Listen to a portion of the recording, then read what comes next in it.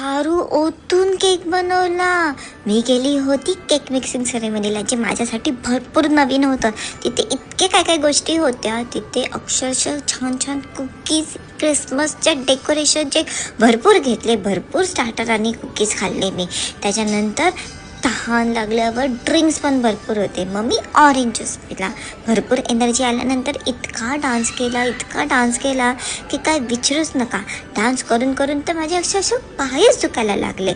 मग त्याच्यानंतर बारी होती केक मिक्सिंग सेरेमनीची. त्यासाठी ग्लोव्ज, हॅट आणि एपरन घातलं आणि दारू ओतली सगळ्यांनी. इतका वास सुटला होता, छिचे. मग त्याच्यानंतर ते सगळे ड्रायफ्रुट्स मिक्स केले. आता 1.5 महिन्यानंतर केक बनणार. मग मी नॉर्मल केक खायला गेले. इतके सारे प्रकार होते केकचे. तिथे ना गेम पण होता. त्या गेममध्ये मला फ्रीची वाईन बॉटल भेटली.